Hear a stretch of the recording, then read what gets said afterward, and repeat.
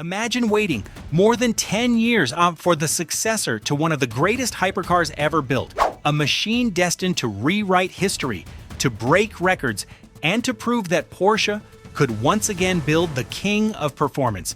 For years, that car had a name, Mission X. When Porsche finally revealed it, the automotive world exploded.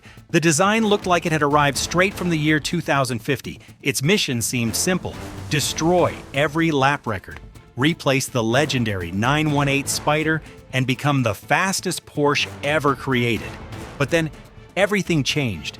Ferrari unveiled the F80, McLaren answered with the W1, the hypercar war had officially begun, and Porsche completely disappeared. No launch date, no production announcement, no final specifications, nothing. Today, the Mission X is no longer fighting Ferrari, it is fighting for its own survival, because behind this breathtaking masterpiece lies a problem that could change the future of Porsche forever. To understand why this car suddenly vanished, you first have to understand what Mission X was supposed to become. This wasn't just another concept, it wasn't designed to sit under bright lights at a motor show. Porsche built it to become a legend, the successor to the iconic 918 Spyder, a car that completely changed the definition of hybrid performance. But Mission X wanted to go even further, much further. Over 1,000 horsepower, a lightweight carbon fiber chassis, a revolutionary 900-volt electrical system capable of charging dramatically faster than almost anything on the road today. Massive active aerodynamics, extreme downforce, technology inspired directly by motorsport. Everything about the Mission X screamed, this is the future. At least, that's what everyone believed.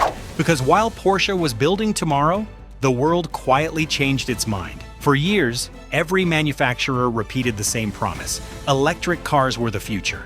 Electric supercars, electric hypercars, electric everything. The numbers looked unbelievable: instant torque, violently fast acceleration, unmatched efficiency. On paper, nothing could compete. But then, reality arrived, and reality exposed one massive problem. Millionaires don't buy hypercars because they're practical. They don't spend millions to own the quickest spreadsheet. They buy emotion, the vibration through the steering wheel, the explosions inside the engine, the anticipation before pressing the start button, the goosebumps when 12 cylinders scream toward redline. That's something no battery has ever managed to replace. Then Ferrari made its move. The F80 shocked the world. Many expected another glorious V12. Instead, Ferrari introduced a hybrid V6. Some called it betrayal. Others called it genius. But Ferrari understood something incredibly important. Performance alone would never be enough. Emotion still matters. Only weeks later, McLaren revealed the W1. Again, not fully electric. A brutal twin-turbo V8 hybrid, more than 1,200 horsepower, mechanical violence, enhanced by electricity, not replaced by it. Suddenly, the future looked very different. The biggest names in the industry were no longer racing toward full electrification, they were racing toward balance. And everyone started asking, where is Porsche? There was another problem, one that almost nobody was talking about. Porsche had built its entire reputation on one simple promise: the driver's car. Every great Porsche, from the legendary 959 to the Carrera GT to the unforgettable 918 Spyder, was engineered around one idea: connection. Not just speed, not just numbers, a feeling that the machine was alive beneath you. Mission X was supposed to take that philosophy into an entirely new era, but creating that feeling without the sound of combustion, so without the vibration of an engine, without the mechanical drama that made generations of Porsche icons unforgettable, is one of the hardest engineering challenges ever attempted. Anyone can build an electric car that accelerates quickly. That's no longer impressive. But building an electric hypercar, that gives you goosebumps every single time you drive it. That's something else entirely, because once acceleration stops surprising people, emotion becomes the only performance figure that truly matters. And Porsche knows this better than almost anyone. Its customers don't simply buy horsepower, they buy heritage. They buy decades of racing victories. They buy the feeling of driving a machine. That carries the DNA of Le Mans, the Nürburgring, and countless motorsport legends. If Mission X fails to deliver that emotion, it doesn't just risk becoming another disappointing hypercar, it risks becoming the first Porsche flagship that collectors admire but never truly love. For a company built on passion, that would be far more devastating than losing any lap record.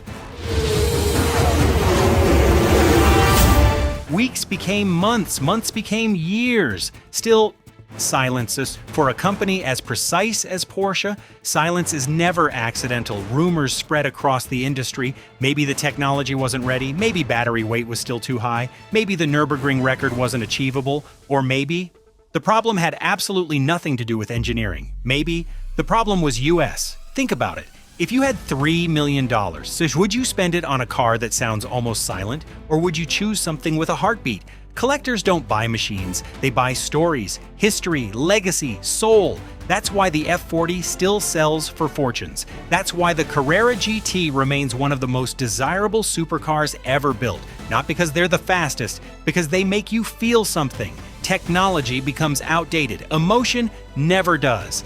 That's the challenge facing Mission X. The world's most advanced battery could feel old within 10 years, but an unforgettable driving experience lasts forever. Even Porsche understands this. Remember, this is the company that built the Carrera GT, one of the last truly analog monsters. Then they shocked everyone with the 918 Spyder, a hybrid masterpiece that proved electricity could make a great car even greater. Mission X was supposed to become the next chapter, the moment Porsche finally left combustion behind.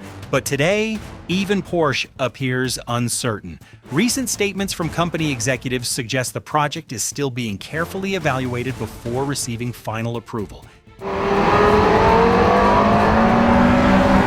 Think about that for a second. One of the biggest automotive companies on Earth still isn't sure whether the world actually wants its greatest hypercar. That says everything. And maybe that's exactly why Mission X has become so fascinating. Not because of what it is, but because of what it represents. This isn't just another expensive car, it's a gamble.